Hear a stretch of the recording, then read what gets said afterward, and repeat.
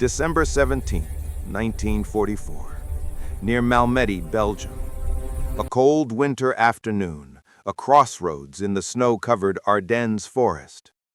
American soldiers, Battery B of the 285th Field Artillery Observation Battalion, are heading south, retreating from the German surprise offensive. They encounter an SS Panzer column, elite troops under SS Obersturmbannführer Joachim Peiper. Massively outgunned, the Americans surrender. Nearly 120 men. They're disarmed, gathered in a field. The Germans leave guards, continue advancing. Then, suddenly, machine gun fire. The guards open fire on the unarmed prisoners, deliberate, systematic. Americans fall, some run, cut down as they flee. Those who survived the first volley play dead in the snow. Germans walk among the bodies, shooting survivors in the head. When it's over, 84 American prisoners of war lie dead in the snow. This is the Malmedy Massacre, one of the most notorious war crimes committed against American forces in World War II. It shocked the Allied world, enraged American troops, changed the nature of the campaign, and it would haunt the perpetrators and their victims for decades. The Malmedy Massacre didn't happen in isolation. It occurred during Hitler's last great gamble, the Battle of the Bulge. December 1944, the situation. By late 1944, Germany was losing. Soviets advancing from the east, Western allies approaching German border, industry crippled by bombing, manpower exhausted, defeat seemed inevitable. Hitler's desperate plan. Hitler conceived Operation Wacht am Rhein, Watch on the Rhine. The strategy? Surprise offensive through the Ardennes forest, split Allied forces, capture Antwerp, vital supply port, force Western allies to negotiate separate peace. Why the Ardennes? The same reason Germany attacked there in 1940. Lightly defended, Allies considered it impassable for armor. Wooded terrain concealed buildup. The German forces. Hitler assembled 200,000-plus troops, 1,000-plus tanks and assault guns, elite units, including Waffen-SS divisions.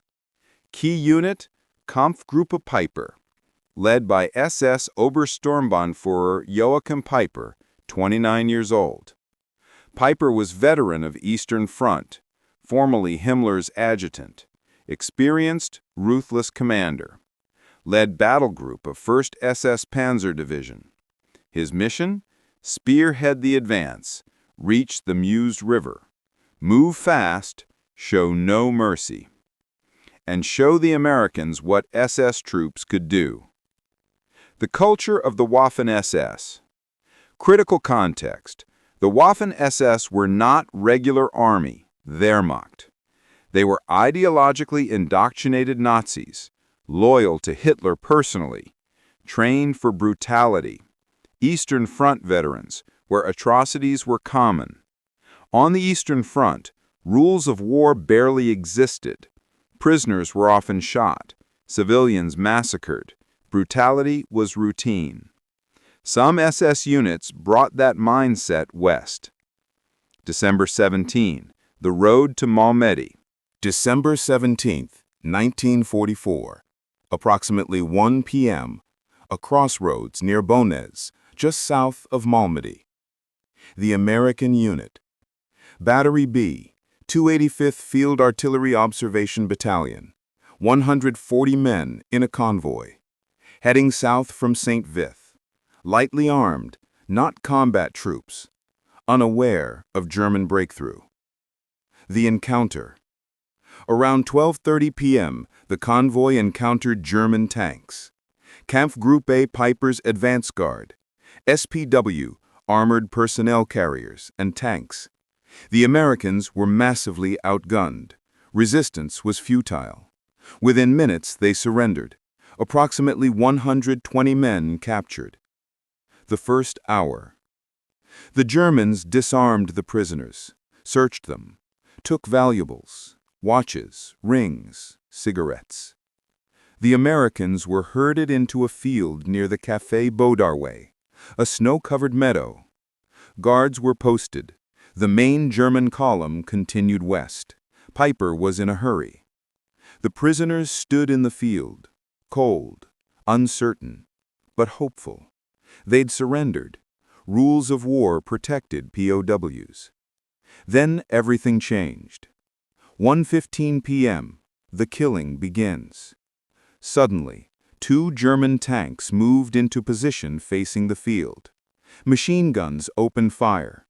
Without warning, without provocation, deliberate murder. Americans fell, screaming, panicking. Some tried to run, cut down as they fled. The firing continued for minutes. Survivor testimony. Private Homer Ford later described, "They just opened up on us, machine guns. Men falling all around. I hit the ground, played dead. Could hear men screaming." Corporal Michael Soranko. "I was hit in the arm, fell. Germans walked through the bodies, shot anyone moving, shot them in the head." The coup de grace. After the initial burst, Germans walked among the fallen. SS soldiers. Shot survivors execution style. Kicked bodies to check for signs of life. Shot anyone who moved or groaned. Some Americans had only been wounded. They were finished off. The survivors. Not all died. Some played dead successfully.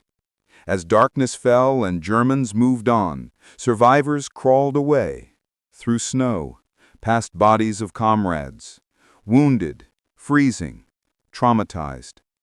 By nightfall, approximately 43 men had escaped. The death toll. 84 Americans killed. Most were shot while unarmed prisoners.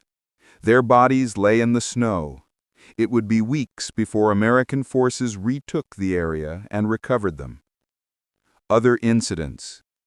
Malmedy wasn't isolated. During Kampfgruppe Peiper's advance, other atrocities occurred. Hansfeld, December 17th. Belgian civilians shot. Bulge, December 17th. American POWs killed. Lignevale, December 17th. More American POWs murdered. Stavelot, December 18th. Over 100 Belgian civilians massacred. A pattern emerged. Kampfgruppe Peiper left a trail of murdered prisoners and civilians. Why did it happen? Several factors converged. 1. SS ideology. Brutal mindset from the Eastern Front. Contempt for weakness. 2. Time pressure. Peiper was behind schedule. Didn't want to guard prisoners. Saw them as an impediment. 3. Orders. While no written order to murder POWs exists, Peiper's orders emphasized speed and ruthlessness. He created an atmosphere where atrocities were acceptable. 4. Individual decisions. Ultimately, individual SS soldiers pulled triggers. They chose to murder unarmed men. Peiper's responsibility. Peiper was nearby when the massacre occurred. He claimed ignorance, but as commander, he was responsible for his troops' actions. And the pattern of killings throughout his advance suggests knowledge, if not orders. Word of the Malmedy Massacre spread quickly through American lines. Immediate impact. By December 18, survivors had reached American units. Their testimony was shocking. Supreme Headquarters Allied Expeditionary Force, SHAEF, issued statements. German forces have murdered American prisoners. All troops are warned. The effect on American soldiers was immediate and profound. The rage. American troops were furious. The massacre transformed the Battle of the Bulge. Before Malmedy, some American units were willing to accept German surrenders routinely. After Malmedy, attitudes hardened dramatically. There were documented cases of American troops refusing to take SS prisoners. Some SS soldiers attempting to surrender were shot. This doesn't excuse murder, but it shows how atrocities breed more atrocities. The Propaganda War. Allies used Malmedy for propaganda. Newspapers published survivor accounts, radio broadcasts described the massacre, leaflets dropped on German lines. The message was, "This is what you're fighting against." Germany's response. German propaganda denied the massacre initially, later claimed Americans fired first, it was legitimate combat, exaggerated Allied propaganda. None of these claims were credible. The battle continues. The Battle of the Bulge raged through January 1945. Ultimately, Germany failed.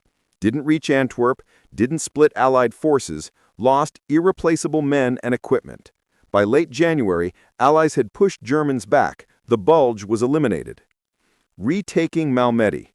When American forces recaptured the massacre site in January 1945, they found the bodies. 84 Americans, frozen in the snow, many with bullet wounds to the head. The scene was photographed, documented, evidence collected. This would become a war crimes case. The investigation begins. Even before the war ended, military investigators began collecting evidence. Survivor testimony, 43 men. Forensic examination of bodies. Identification of German units involved. Search for responsible individuals. The evidence was overwhelming. This was murder, not combat. Germany's collapse. May 1945, Germany surrendered. Allied forces captured thousands of SS personnel, including members of Kampfgruppe Peiper. Among them, Joachim Peiper himself. He would face trial. The Malmedy Massacre trials became one of the most significant war crimes prosecutions of World War II. The Dachau trials. May-July 1946, 73 former SS members tried Dachau for Malmedy and related killings. Defendants included Joachim Peiper, highest ranking, officers and enlisted men from Kampfgruppe Peiper, those directly involved in shootings. The evidence. Prosecution presented testimony from 43 American survivors, forensic evidence from bodies, German military records, testimony from German soldiers. Defense claimed, Americans fired first, unsupported. Orders were misunderstood. Individual actions not systematic. The verdicts. All 73 defendants found guilty. 43 sentenced to death, including Peiper. Others received long prison terms.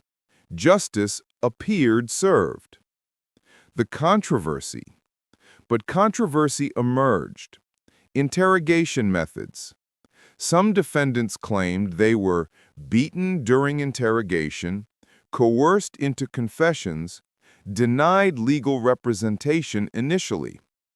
American investigators denied systematic abuse, but some harsh treatment may have occurred. Political pressure. As the Cold War began, some in the U.S. wanted German cooperation. War crimes trials became politically complicated. Appeals and commutations. Over years, sentences were reviewed. Most death sentences commuted to life imprisonment. Many prison terms reduced. Gradually, prisoners were released. Joachim Peiper, death sentence commuted, paroled in 1956 after 11 years. He moved to France, lived quietly, worked as translator. But his past haunted him. July 14, 1976, Peiper's home in France was firebombed. He died in the fire. Perpetrators unknown. Likely revenge for Malmedy. He was 61 years old. The survivors. American survivors carried trauma for life. Some testified at trials. Others couldn't speak about it for decades. They formed veterans groups, kept memory alive. By the 2000s, most had died, but their testimony remains. The legacy. Malmedy became symbolic. For Americans, example of Nazi brutality, justification for fighting to unconditional surrender. For Germans, complicated legacy, war crime undeniable, but also used as example of victor's justice. For military justice, case study in war crimes prosecution, both its successes and challenges. The broader context.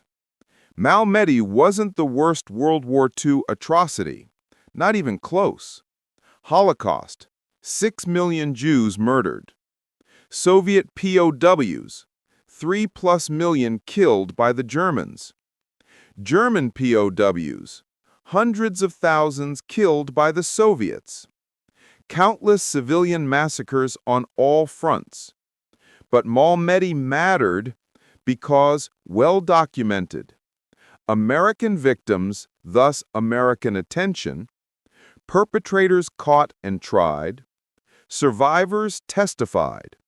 It became the face of SS brutality in the West. Today, at the crossroads near Bornay, there's a memorial. 84 names. 84 American soldiers murdered December 17th, 1944. The questions that remain. Why did it happen? Ultimately, war creates conditions where humanity breaks down. SS ideology, time pressure, Eastern Front brutality brought West, individual choices to pull triggers, all contributed. Could it have been prevented? If Germany had followed rules of war, yes. If SS culture hadn't emphasized brutality, yes.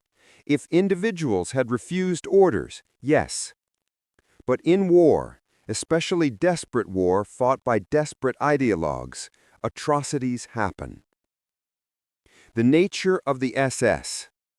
Malmedy reveals something important about the Waffen-SS. They weren't just soldiers who happened to be in the SS.